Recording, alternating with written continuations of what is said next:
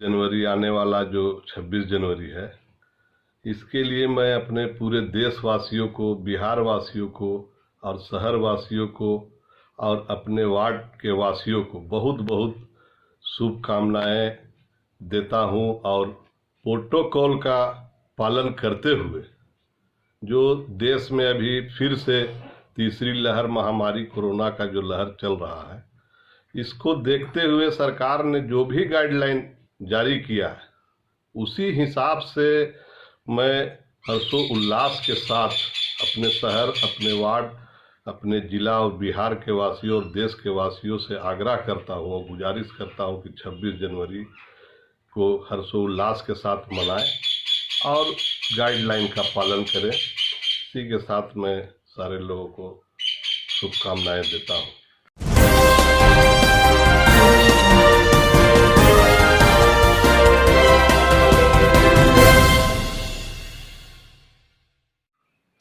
दोस्तों आदाब, सलाम, नमस्कार। मैं आपका दोस्त, आपका भाई आफ्ताब राणा एक बार फिर आपके बीच हाजिर हूँ।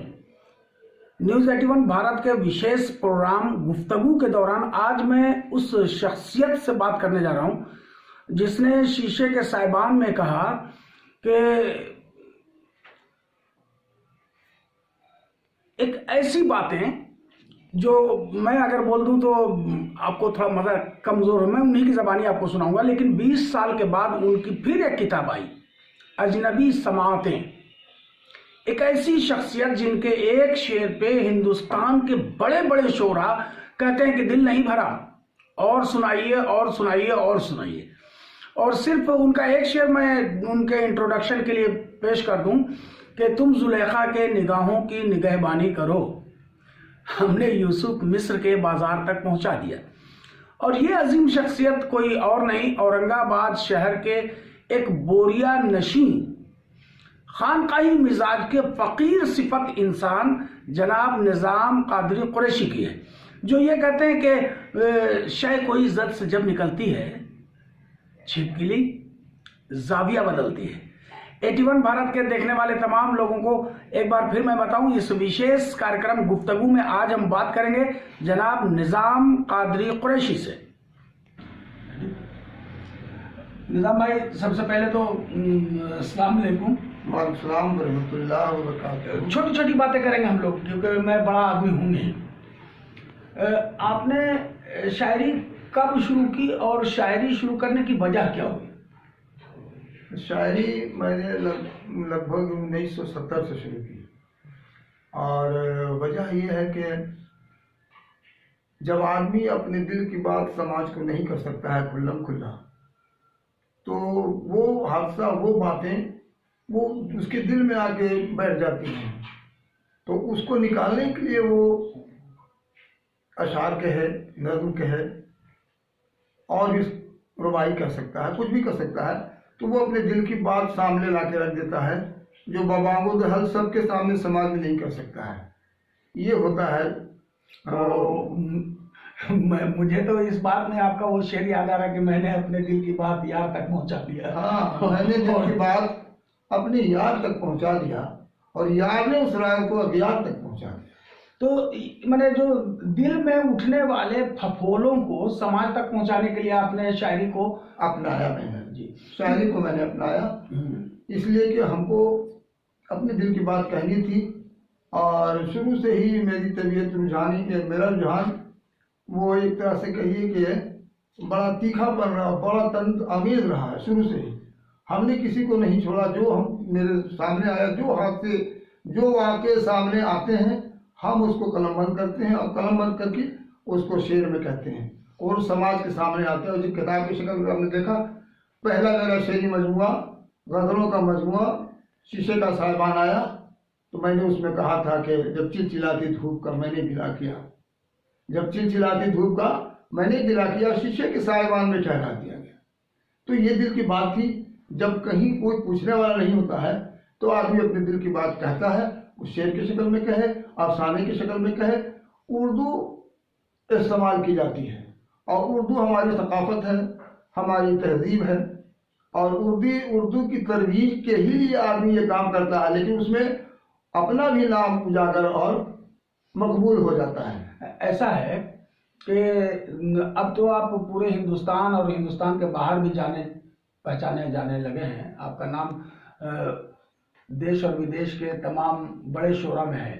लेकिन एक वक्त था जब आपका नाम बिहार और झारखंड में बहुत मशहूर था एक फुटबॉलर के रूप में। जी हाँ, मैं फुटबॉलर रहा हूँ। एक फुटबॉलर जिसका काम पैर से गोल मारना था, वो हाथ से गोल मारने लगा। तो फुटबॉलर निजाम कुरैशी और शायर निजाम कुरैशी में कोई फर्क है क्या? जी हाँ, देखिए फर्क है। फर्क ये है कि जब जैसी ज़रूरत पड़ी, हम फुटबॉलर शुरू से रहे हैं और उसमें भी अल्लाह के फजल करम से बहुत नाम कमाया, अल्लाह की मेहरबानी हुई।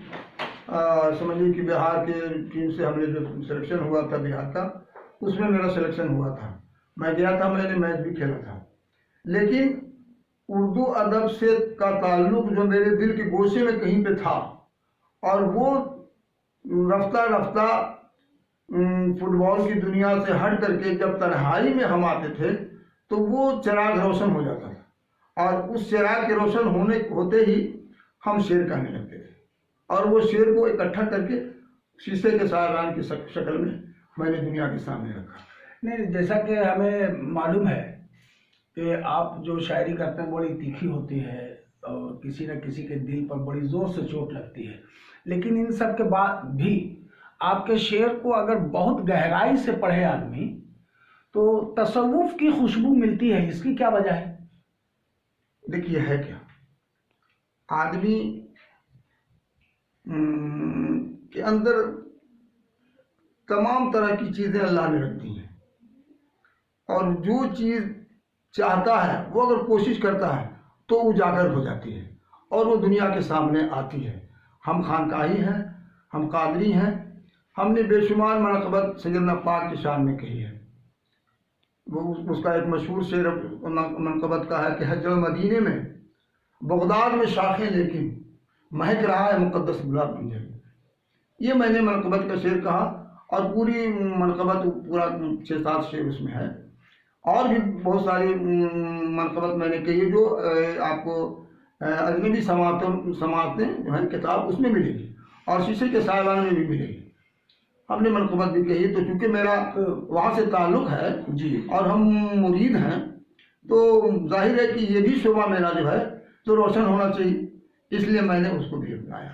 नहीं, जैसा कि आप ही के ज़रिए जो बातें की गई, शीशे के साइबान से अजनबी समातें के बीच, अजनबी समातें और शीशे के साइबान के बीच 20 साल का वक्फा है। हाँ, उसमें और इसकी वजह क्या है? हाँ, 20 साल लगा। बता रहे हैं।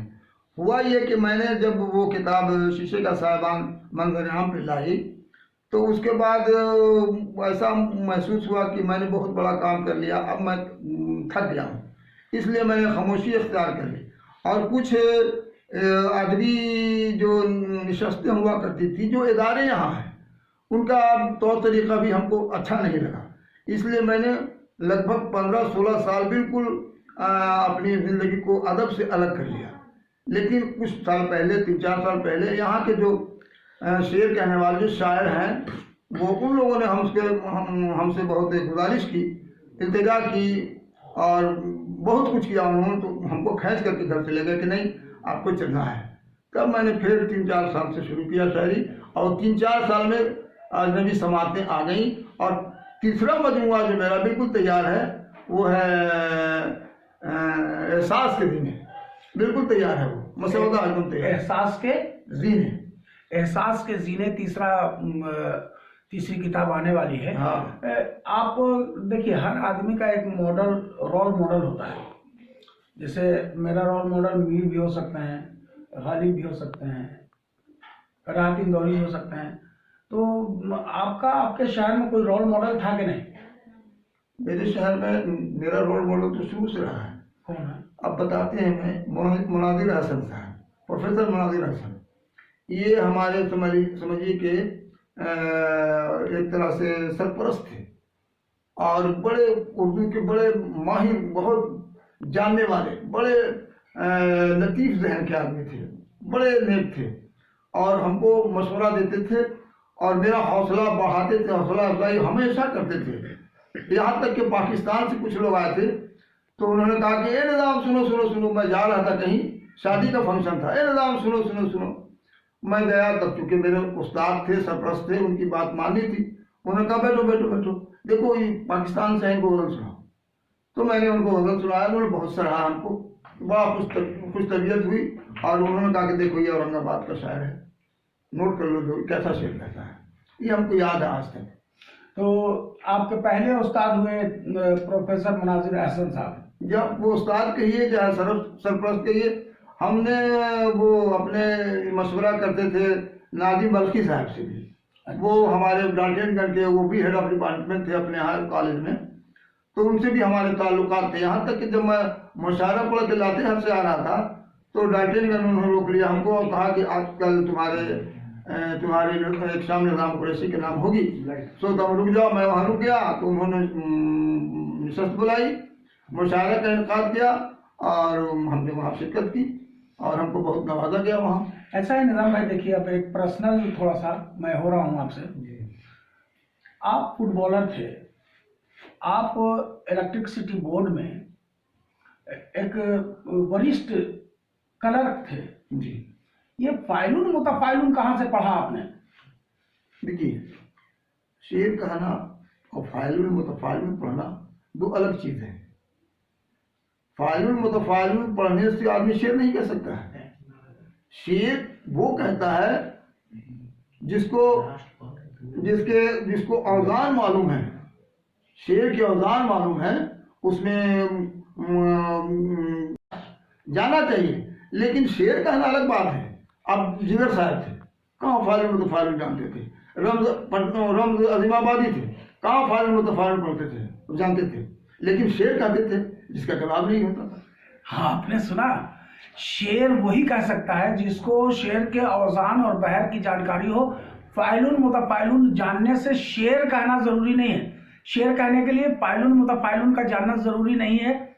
ये आफ्ताब राणा नहीं, निज़ाम कादरी जैसा मजबूत आदमी जिनकी दो दो किताबें हैं, अभी मंजर आम पर तीसरी किताब एहसास के जीने आ रही है। हम अभी बात कर रहे थे, अब चलते चलते एक आखिर बात ये कर ले, उर्दू के लिए आने वाले दिनों के लिए आपने क्या सोचा है? मैंने ये सोचा है, मैं जानता हूँ और ये अज़हर मिनल शम्स है कि उर्दू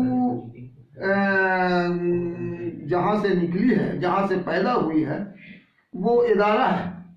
उर्दू प्रोफेसर बन जाने से उर्दू खिदमत नहीं कर सकता है। उनका नाम वो अपने नाम के लिए करते हैं। उर्दू तो मदारिस से निकलती है।